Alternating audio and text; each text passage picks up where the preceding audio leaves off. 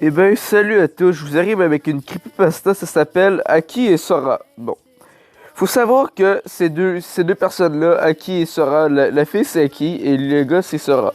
Bon, rien de spécial. Bon, l'histoire va commencer avec Sora. Bon, Sorani c'est un jeune garçon, bon, faut savoir. Puis Sorani, il a vraiment l'air d'une fille, tu sais, c'est quelqu'un de vraiment... comment je peux dire ça? Vraiment très très sensible, il a une faible tolérance à l'alcool. Et Sorani, il s'est fait manipuler par sa grande sœur Runa, qu'on ne voit pratiquement jamais. Parce que cette fille, c'est une exhibitionniste, elle fait des orgies et tout. Et Sora se fait tout le temps violer. Il se fait tout le temps violer le cul, je sais pas pourquoi, mais il se fait violer tout le temps. Bon. Il y a sa jumelle qui l'a agressé sexuellement. Elle l'a menacé de... Elle le menacé de l'émasculer si elle retentait de coucher avec son ami. Bon. J'ai travaillé toute la nuit pour, tu sais, pour vous, pour parler de Aki et Sora. Faut savoir que ces deux-là sont profondément amoureux, mais vraiment beaucoup. Mais c'est une amour interdite parce qu'ils n'ont pas le droit, tu vois. Puis Aki et Sora, c'est des frères puis des sœurs. C'est dégueulasse comme ça, mais ma théorie, puis sinon, l'autre truc aussi, c'est que Aki sera une amie. Ils ont jamais connu leur mère parce que leurs mères sont décédées. Elles sont est décédée d'un accident de la route. Et la femme qu'on voit au début du manga de l'épisode 1, ben c'est pas leur vraie mère, c'est la tante. Puis la tante, on la voit jamais. Elle est méga irresponsable. En gros, elle fait rien de bien. C'est juste ça qu'elle fait. Puis en gros, Nami, elle a bisé une fois de son frère, mais plusieurs fois. Genre, ils ont couché plusieurs fois ensemble et tout, mais c'est comme ça. Mais c'est une histoire vraiment affreuse. C'est vraiment affreux.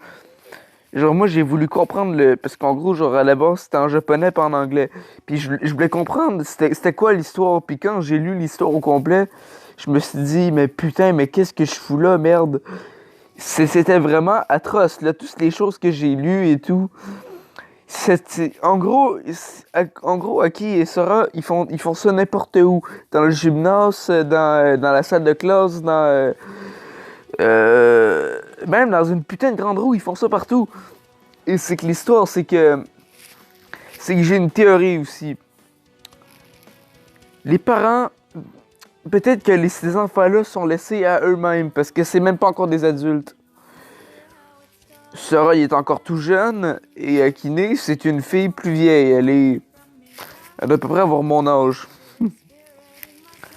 Quand je dis que c'est atroce, mais c'est très atroce parce que Aki et Sora, c'est une relation malsaine, puis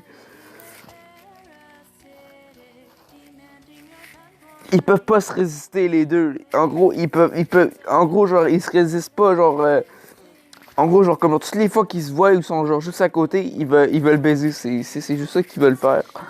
Puis, il s'avérait que, parce que, ouais, Nami, elle a voulu les masculer et tout. Elle a voulu les masculer parce que Nami, elle avait espionné son ami avec Sora en train de faire des choses bien noires. Et là, ensuite, elle était pas contente. Elle a dit, putain, je comprends pas, mais Nami, elle est lesbienne.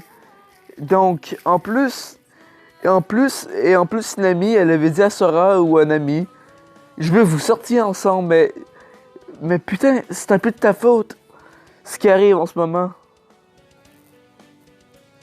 Donc, c'est pour ça que tant que Nami viole Sora et tout, c'est comme ça. C'est l'histoire la plus malsaine que je vous ai jamais racontée. Et c'est comme ça qu'on sait que cette histoire-là, que c'est vraiment une histoire de fou parce que ils ont pas le droit de faire ça.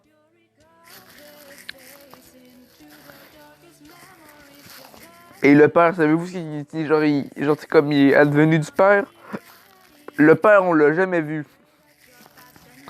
Il s'est, il s'est enfui. Et là, à un moment donné, je pense que dans le chapitre 26,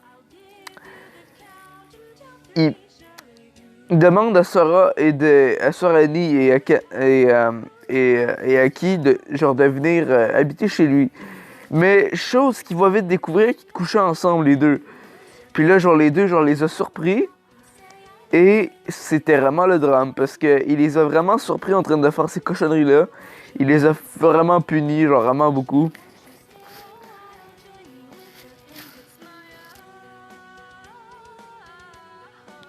Mais, mais par exemple, ok, genre ça les empêche pas du tout de coucher ensemble n'importe quand.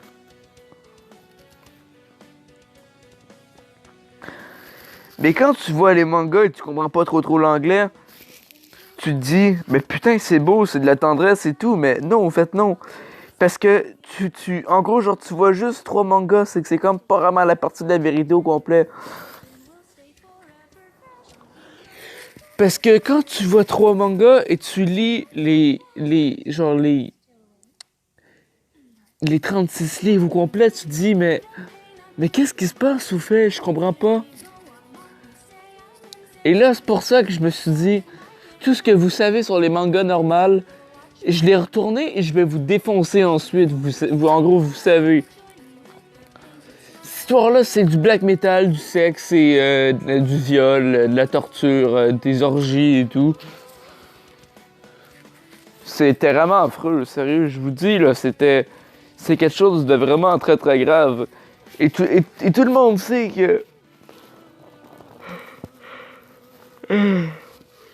en gros, tout le monde sait que cette histoire-là, c'est une histoire fictive, mais c'est une histoire inventée, mais qui fesse dans le dash, là, on s'entend, là. Du viol, du sexe, des orgies. Ouais, parce qu'en gros, Sora, c'est un pro du ménage, il fait de la cuisine, mais c'est parce que Sora, il a jamais grandi avec une figure paternelle ou masculine. Fait que, en gros, on dirait une vraie fille. Puis sa sœur, elle arrête pas de l'habiller en fille et tout. Comme ça, genre, elle le force à se travestir. Et sa grande sœur, Una, c'est une exhibitionniste. En gros, elle va devant les piscines, puis elle se promène tout nu. En gros, elle fait genre tous les temps pas possible avec elle. Elle fait vraiment des choses vraiment étranges, affreuses. En tout cas, je vous aurais tout dit pour cette partie, fait que la partie 1 est terminée.